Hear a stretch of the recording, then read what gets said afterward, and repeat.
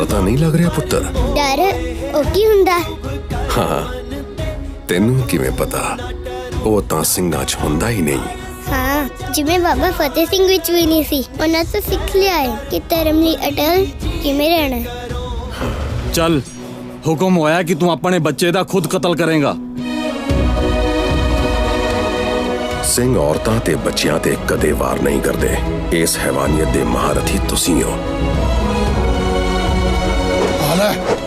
काजी ने बंदा सिंह बहादुर दे छोटे पुत्र नू जल्लादां दे हवाले कर दिता। बंदा सिंह ने ओदी लाल दस्तार नू चुमिया ते बाल दे कन्ना विच वाहिगुरू जी की फतेह आखी। पुत्र दे मुंह वल तकिया ते निरभय होण लई आख्या। पुत्र ने भी वाहिगुरू जी की फतेह गज के कहा, मैं निरभय हाँ। उन्हें आख्या। बाल वाहिगुरू जी की फतेह उचारदियां पोही ते डिग पिया। सत श्री अकाल। बंदा सिंह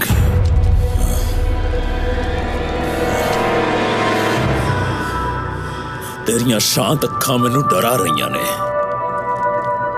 ये मेरे अंदर तस्तियां जा रही ने। इन अखां नू भन, मैं तेनू हनेरे विच टक देवांगा, फिर तेरे टुकड़े टुकड़े करांगा। रुक क्यों गया? मेरी अखां नू तां भन दिओगे, पर लखां होर जिहड़ियां तुहानू तुहाडे पापा दियां याद दिलाउंदियां हन, उन्हां नू किवें भन्नोगे?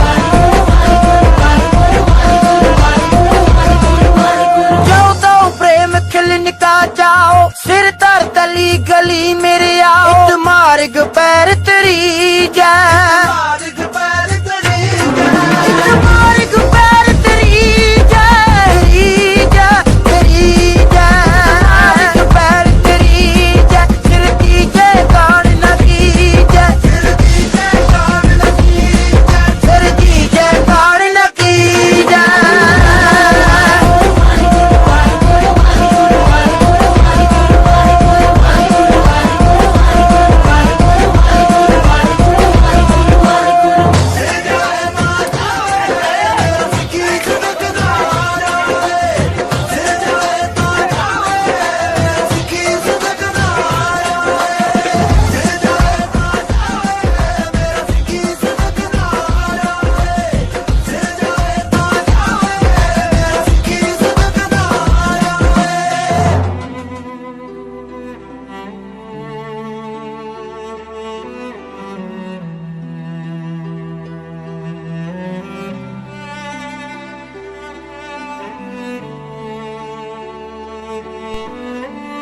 बंदी छोड़ सतगुरु रामपाल जी महाराज जी की जय हो।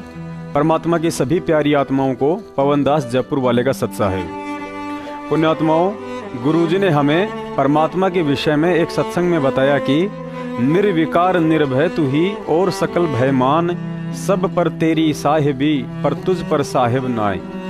हम जिस गुरु से नाम लेकर जिस परमात्मा की भक्ति करते हैं उनके विषय में बताया कि वह परमात्मा निर्विकार होता है, निर्भय, निडर और अडिग होता है। वह सतवादी सिंह होता है, जिस कारण भय नाम का गीदड़ उसके आसपास भी नहीं फटकता है। और ऐसे निडर निर्भय परमात्मा ने अपने शिष्यों की पहचान बताई है कि लख बर सूरा जूझ ही लख बर सावंत दे, लख बर यति जहान में तब सतगुरु शरणा ले। गुरु के माध्यम से परमात्मा केवल उन्हीं विशेष आत्माओं को अपनी शरण में लेता है जिसने लाखों जन्म सूरमाओं के लेकर अपने समाज, देश और गुरुओं का मान बढ़ाया है, जिसने लाखों जन्म सावंत देह के प्राप्त करके भक्ति के कद को बढ़ाया है, और जिसने लाखों जन्म हनुमान जैसे यति की तरह सूरवीर बनकर जिए हैं। और ऐसे सूरमाओं की सूरवीरता को अपने अमर वचनों में संत रामपाल जी महाराज जी ने बताया है कि सूरा सो पहचानिए जो लड़े दीन के हेत, पुरजा पुरजा कट मरे पर कभू न छाड़े खेत। ऐसे ऐसे सूरमाओं, सावंत और हनुमान जैसे यति पुरुषों के रोल निभा चुकी आत्माओं को कबीर भगवान अपनी शरण में लेता है। तभी तो गुरुजी हर सत्संग के शुरुआत में ही कहते हैं कि पुण्यात्माओं, धन्य है तुम्हारे माता पिता जिनसे तुम्हारा जन्म हुआ। तुम्हारे कितने पुण्य कर्म हैं इसका अंदाजा भी नहीं लगाया जा सकता। और संत रामपाल जी महाराज जी के शिष्य होकर आज वे लोग अपने माता पिताओं का सिर शर्म से झुका रहे हैं, जो ज्ञान आधार से अन्याय के खिलाफ न लड़कर अन्यायियों का तन मन धन से साथ दे रहे हैं। ऐसे व्यक्ति भले ही गले में लॉकेट और हाथ में रक्षा सूत्र पहनकर अपने आप को संत रामपाल जी महाराज जी का शिष्य बताते हों, लेकिन परमात्मा का संविधान तत्व ज्ञान कहता है कि ऐसे अज्ञानी और डरपोक लोग संत रामपाल जी महाराज जी के शिष्य तो छोड़िए, काल के नकली गुरुओं के शिष्य कहलाने के लायक भी नहीं है। और ऐसे नाम उपदेशी फर्जी लोगों के विषय में ही गुरुजी ने सत्संगों में बताया है कि या तो जननी संत जने के दाता के सूर, नहीं तो रहले बांजड़ी क्यों वर्थ गवावे नूर। ऐसे डरपोक और गुरु के नाम को कलंकित करने वाले सपोलों को जन्म देने से अच्छा है कि बांजड़ी रहकर धरती पर फालतू का बोझ बढ़ाने से बचे। इतिहास गवाह है, अपने धर्म की रक्षा के लिए मुगल बादशाह औरंगजेब से लड़ते लड़ते जब सिख गुरु गोविंद साहिब जी के मात्र 40 शिष्य ही बच गए थे, लेकिन कई दिनों से भूख से बेहाल उन सिख सूरमाओं का भी हाल बेहाल होने लगा, तो उनका भी ईमान डोलने लगा। और 40 के 40 गुरु गोविंद सिंह जी को एक पत्र लिखकर उन्हें अकेला छोड़कर वहां से भगोड़े बनकर भाग निकले थे। जब वे अपने अपने घर पहुंचे तो क्या आपको पता है उनके साथ क्या हुआ था? जब उनकी औरतों को इस बात का पता चला कि देश और धर्म की रक्षा के लिए लड़ाई लड़ रहे गुरुजी को धोखे से अकेला छोड़कर ये लोग भगोड़े बनकर आए हैं, तो गुरु की उन सिंगनियों ने अपने हाथों में चूड़ियां निकालकर कायरों के सर पे दे मारी और कहा, अगर सत्य का साथ देकर अन्याय का विरोध करने की अब तुम्हारी हिम्मत नहीं रही है तो हमें दो ये तलवार और तुम चूड़ियां पहनकर गीदड़ बनकर घरों में बैठ जाओ। क्योंकि जो गुरु का सिंह नहीं वो सिंगनी का भी सिंह नहीं। उन भगोड़ों को उनके पिताओं ने दुत्कार दिया और कहा, क्या आज इसी दिन के लिए गुरुजी ने तुम्हें अमृत छकाया था? जो गुरु का भगत नहीं वो मेरा भी पुत्र नहीं। संत रामपाल जी महाराज जी के शिष्य इतिहास को आंखों से देखें और कुछ विचार करें। सुनो, हिंद दा पीर अपने ਸਿੰਘਾਂ ਨਾਲ ਚਮਕੌਰ ਦੀ ਗੜੀ ਵਿੱਚ ਪਹੁੰਚਿਆ ਹੈ। ਫੌਜਦਾਰ ਦਾ ਹੁਕਮ ਹੈ, ਜੇ ਕੋਈ ਵੀ ਅਨੰਦਪੁਰ ਦੇ ਗੁਰੂ ਜਾਂ ਉਸ ਦੇ ਸਿੰਘਾਂ ਦੀ ਮਦਦ ਕਰੇਗਾ, ਉਸ ਦਾ ਸਰ ਕਲਮ ਕਰ ਦਿੱਤਾ ਜਾਵੇਗਾ। ਪੁੱਤਰ, ਇਹ ਚੋਰੀ ਤਾਂ ਮੈਂ ਤੇਰੇ ਲਈ ਕੁੱਟੀ ਸੀ। ਤੂੰ ਇਹਨੂੰ ਲੈ ਕੇ ਕਿੱਥੇ ਜਾ ਰਿਹਾ ਹੈ? ਮਾਂ, ਅਨੰਦਪੁਰ ਸਾਹਿਬ ਵਾਲੇ ਗੁਰੂ ਜੀ ਅਤੇ ਉਹਨਾਂ ਦੇ ਸਿੰਘ ਗੜੀ ਵਿੱਚ ਆਏ ਹੋਏ ਨੇ। ਸਾਰੇ ਲੋਕ ਉਹਨਾਂ ਲਈ ਕੁਝ ਨਾ ਕੁਝ ਲੈ ਕੇ ਜਾ ਰਹੇ ਨੇ। ਇਹ ਚੋਰੀ ਮੈਂ ਉਹਨਾਂ ਨੂੰ ਦੇ ਕੇ ਆਵਾਂਗਾ। ਨਾ ਪੁੱਤਰ, ਇੰਜ ਨਾ ਕਰੀ, ਕਿਤੇ ਆਪਣੇ ਤੇ ਕੋਈ ਹੋਰ ਮੁਸੀਬਤ ਨਾ ਆ ਜਾਵੇ। ਕੁੜੇ ਕੁੜੀਏ, ਕਿਉਂ ਮੇਰੇ ਮੁੰਡੇ ਨੂੰ ਡਰਾਉਣ ਲੱਗੀ ਹੈ? ਕੀ ਮਾੜਾ ਕਰਨ ਲੱਗਿਆ ਮੇਰਾ ਲਾਲ? ਤੂੰ ਜਾ। ਮੈਂ ਚੱਲਿਆ ਬੇਬੇ। ਤੂੰ ਮੇਰੇ ਪੋਤੇ ਨੂੰ ਉਹਨਾਂ 40 ਸਿੰਘਾਂ ਵਰਗਾ ਡਰਪੋਕ ਬਣਾਉਂਦੀ ਹੈ ਜਿਹੜੇ ਗੁਰੂ ਸਾਹਿਬ ਨੂੰ ਕਿਲੇ ਵਿੱਚ ਛੱਡ ਆਏ ਸੀ। ਤੈਨੂੰ ਪਤਾ ਹੈ ਜਦੋਂ ਭਗੋੜੇ ਘਰ ਵਾਪਿਸ ਆਏ ਸੀ ਤਦ ਕਰਦਿਆਂ ਨੇ ਉਹਨਾਂ ਨੂੰ ਕਿੰਨੀਆਂ ਫਿੱਟ ਲਾਂਟਾਂ ਪਾਈਆਂ। ਲੈ ਪਾ ਲੈ ਚੂੜੀਆਂ ਮੇਰੀਆਂ ਤੇ ਸਾਂਭ ਆਪਣਾ ਚੌਕਾ ਚੁੱਲਾ ਤੇ ਤਲਵਾਰ ਮੈਨੂੰ ਆਪਣੀ। ਮੈਂ ਗੁਰੂ ਦੀ ਸਿੰਘਣੀ ਬਣ ਕੇ ਮੈਦਾਨ ਵਿੱਚ ਡਟ ਜਾਨੀ ਆ। ਜੋ ਗੁਰੂ ਦਾ ਸਿੰਘ ਨਹੀਂ ਉਹ ਸਿੰਘਣੀ ਦਾ ਵੀ ਸਿੰਘ ਨਹੀਂ। ਮੈਂ ਆਪਣੇ ਗੁਰੂ ਦੇ ਦੁਸ਼ਮਣਾਂ ਨਾਲ ਆਪ ਲੜਾਂਗੀ। ਓਏ ਮੂਰਖ, ਸਿਰ ਦੇ ਕੇ ਤੂੰ ਖੰਡੇ ਦਾ ਅੰਮ੍ਰਿਤ ਛਕਿਆ। ਉਹ ਜ਼ੁਲਮ ਨਾਲ ਟੱਕਰ ਲੈਣ ਵਾਸਤੇ ਉਹਨਾਂ ਨੇ ਤੈਨੂੰ ਸਿਪਾਹੀ ਬਣਾਇਆ ਤੇ ਤੂੰ ਉਹਨਾਂ ਨੂੰ ਛੱਡ ਕੇ ਘਰ ਭੱਜ ਆਇਆ। ਤੁਹਾਨੂੰ ਚਾਲੀਆਂ ਨੂੰ ਅੰਨ ਪਕਾਉਣ ਵਾਲੀਆਂ ਰੰਨਾਂ ਬਹੁਤੀਆਂ ਯਾਦ ਆ ਗਈਆਂ। ਮਾਤਾ ਗੁਜਰੀ ਦਾ ਲਾਲ ਵੀ ਤਾਂ ਢਿੱਡੋਂ ਭੁੱਖਾ ਸੀ।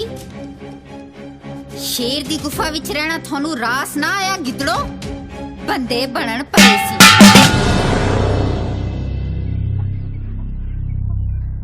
ਮਾਫ ਕਰਨਾ ਮਾਂ ਜੀ, ਪੁੱਤਰ ਦੇ ਮੋਹ ਨੇ ਮੈਨੂੰ ਕਮਜ਼ੋਰ ਬਣਾ ਦਿੱਤਾ ਤੇ ਮੈਂ ਸਿੰਘਣੀ ਹੋਣ ਦਾ ਫਰਜ਼ ਭੁੱਲ ਬੈਠੀ। ਇਸ ਤੋਂ ਪਹਿਲਾਂ ਇਸ ਪਹਿਰੇਦਾਰ ਦੀ ਆਵਾਜ਼ ਮੇਰੇ ਵਾਂਗੂ ਕਿਸੇ ਹੋਰ ਮਾਂ ਨੂੰ ਡਰਾਵੇ। ਸੁਣੋ ਸੁਣੋ ਸੁਣੋ, ਚਮਕੌਰ ਦੇ ਬਸ਼ਿੰਦੋ ਸੁਣੋ, ਖਲਕ ਖੁਦਾ ਦਾ, ਮੁਲਕ ਬਾਦਸ਼ਾਹ ਦਾ।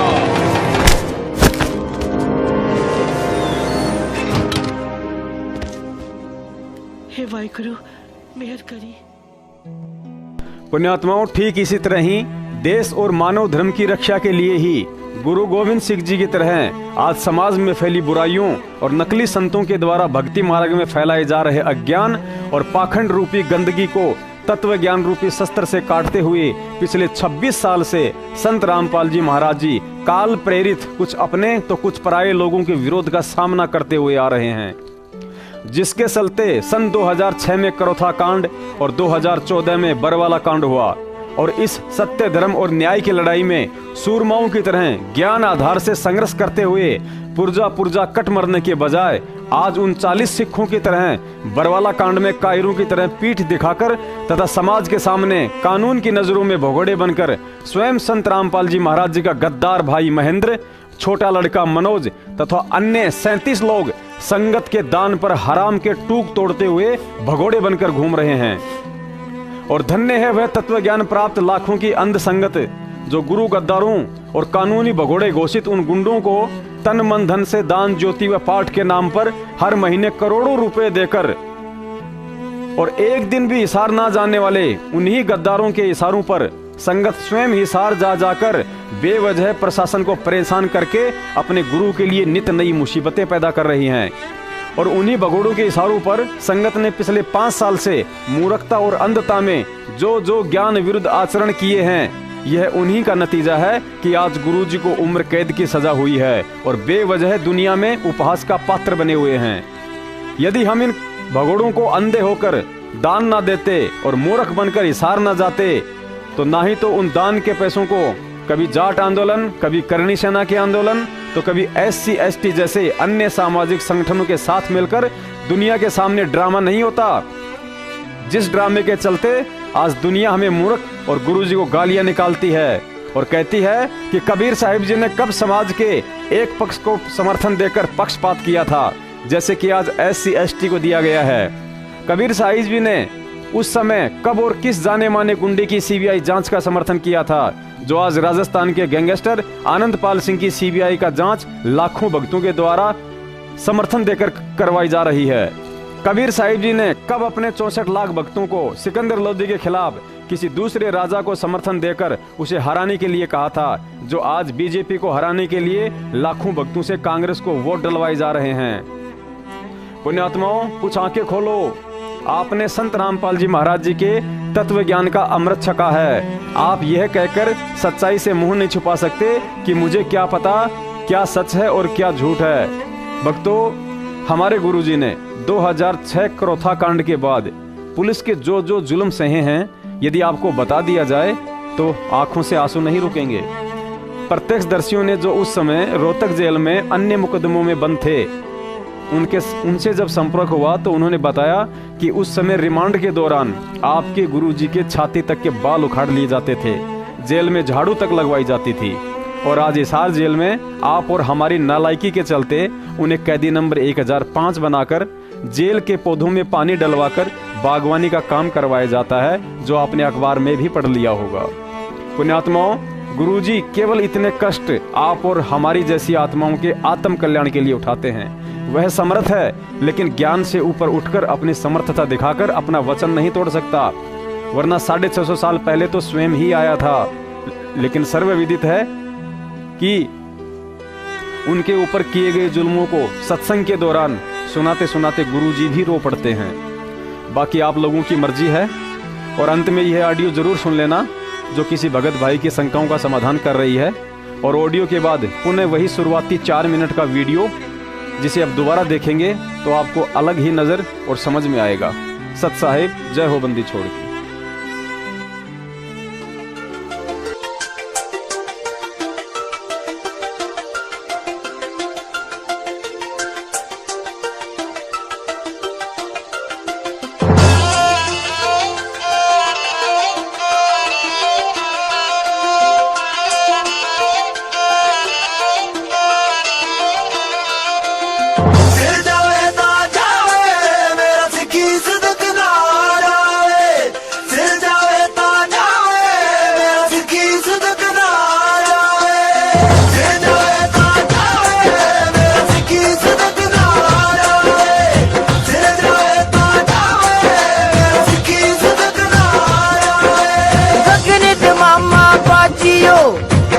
निशाने का खेत जमांडे